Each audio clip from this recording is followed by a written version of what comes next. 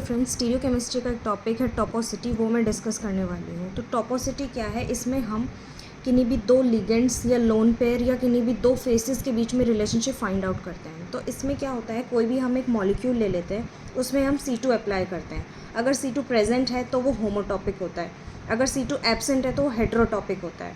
अब C2 जो है वो कोई भी C2 नहीं अप्लाई करनी है, हमें कोई एक पर्टिकुलर C2 अप्लाई करनी है। जिन दो लिगेंड्स के बीच में रिलेशनशिप फाइंड आउट करना है, उन दो लिगेंड्स के बीच से होती हुई हमें C2 अप्लाई करनी है। अब अगर जो वो मॉलिक्यूल है वो होमोटॉपिक ना होके हेटेरोटॉपिक है, तो अब हेटेरोटॉपिक हो गया, तो अब हमें ये डिसाइड करना है कि वो एनेंटियोटॉपिक है या डायस्टीरियोटॉपिक है।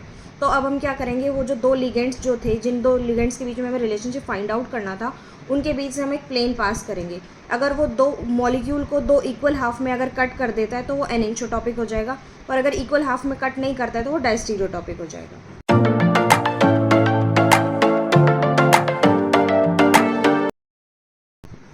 अब हम कुछ एग्जांपल्स लेते हैं और फाइंड आउट करते हैं कि वो होमोटॉपिक है या हेटेरोटॉपिक है, मतलब कि एनेंटियोटॉपिक है या डायस्टीरियोटॉपिक है। तो फर्स्ट एग्जांपल हम ले रहे हैं ये।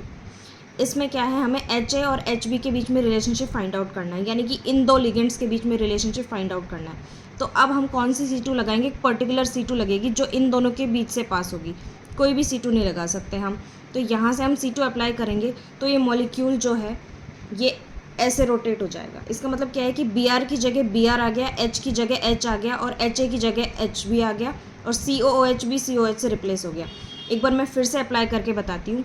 इन दो के बीच से C2 पास करनी है, Br इधर है, Br इधर है। अब ऐसे हम रोटेट करेंगे तो Br की पोजीशन पे आ गया, COOH की पोजीशन पे आ गया, H की पोजीशन पे आ गया, यानी कि ये होमोटॉपिक है।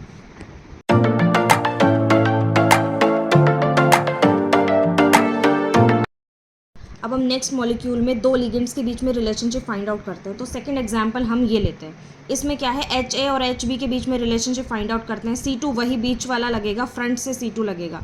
तो इसमें क्या है, Br इधर है और H इधर है। तो हम ये वाला C2 अगर अप्लाई करते हैं तो ये मॉलिक्यूल जो है ऐसे घूम जाएगा। इसका मतलब क्या है कि जो Br है वो यहाँ से यहाँ आ गया, मतलब ये मॉलिक्यूल पहले ऐसे था, Br जो था वो इस साइड था, मतलब कि राइट हैंड साइड था, और ऐसे C2 अप्लाई करके ये लेफ्ट हैंड साइड पहुंच गया। इसका मतलब कि हमें अच्छे से पता चल रहा है कि हमने C2 अप्लाई की है। तो ये क्या हो जाएगा, हेटेरोटॉपिक।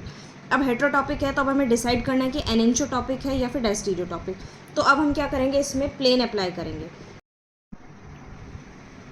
अब हम इसमें प्लेन अप्लाई करेंगे। तो प्लेन हमें कोई भी अप्लाई नहीं करना है। अगर हम ये प्लेन अप्लाई करते हैं तो ये प्लेन अप्लाई हो रहा है, लेकिन हमें ये प्लेन अप्लाई नहीं करना, हमें HA और HB को रिफ्लेक्ट करने वाला प्लेन अप्लाई करना है। तो हम ये वाला प्लेन अप्लाई करेंगे। ये वाला प्लेन अप्लाई करेंगे तो ये मिरर इमेज नहीं बन रहा। HA HB की तो मिरर इमेज बन रहा है, लेकिन यहाँ पे Br है, यहाँ पे H है, यहाँ पे Br और यहाँ पे H। COOH तो आधा आधा कट गया और HA HB रिफ्लेक्ट हो गया, लेकिन ये आपस में मिरर इमेज नहीं बना रहे। तो ये हो जाएगा डायस्टीरियोटॉपिक।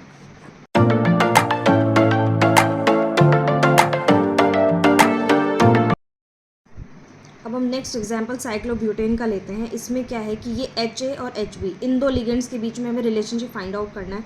तो हम कौन सी वाली C2 अप्लाई करेंगे? इन दो के बीच से जो अप्लाई होगी वो C2, ये वाली। इसका मतलब हम यहाँ से C2 पास करेंगे तो ये मॉलिक्यूल ऐसे रोटेट होके ऐसे हो जाएगा। इसका मतलब क्या है कि जैसा मॉलिक्यूल था हमें वैसा ही मिल गया। इसका मतलब कि इसमें C2 प्रेजेंट है, तो ये होमोटॉपिक हो जाएगा।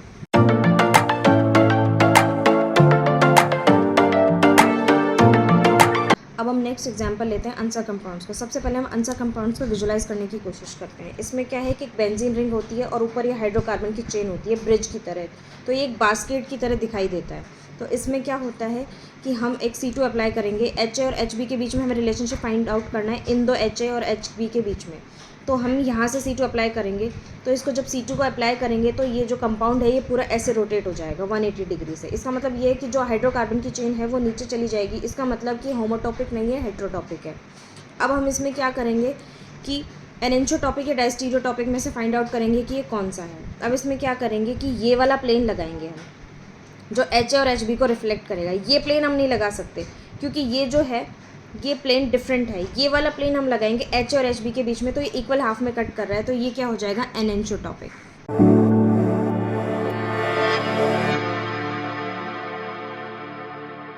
हम नेक्स्ट एग्जांपल लेते हैं ब्रिज कंपाउंड्स का। तो मैंने एक मॉडल बना के ब्रिज कंपाउंड को विजुलाइज करने की कोशिश की है। तो ब्रिज कंपाउंड ऐसा दिखता है। ये ब्रिज कंपाउंड है, ये एक ब्रिज बना हुआ है, और ये एच ए और एच बी, इन दोनों के बीच में हम रिलेशनशिप फाइंड आउट करने की कोशिश करते हैं। तो जो ब्रिज कंपाउंड्स है उसमें यही वाली C2 लगेगी। अगर हम ये वाली C2 लगाते हैं तो ये ब्रिज कंपाउंड ऐसे उल्टा हो जाएगा, तो C2 नहीं लगेगी उसमें। तो हम जो हैं यही वाली C2 लगाएंगे। तो एच ए और एच बी के बीच में हम रिलेशनशिप फाइंड आउट करेंगे तो ये वाली C2 लगेगी, तो ये ऐसे घूम जाएगा। इसका मतलब क्या है कि ये वाला और ये वाला आपस में रिप्लेस हो गए। मतलब ये डबल बॉन्ड ऑक्सीजन, ये डबल बॉन्ड ऑक्सीजन, हम ये वाला C2 लगाएंगे तो ये ऐसे घूम जाएगा। इसका मतलब क्या है कि एच ए एच बी की जगह आ गया, ऑक्सीजन ऑक्सीजन की जगह आ गया, तो ये क्या हो जाएगा, होमोटॉपिक।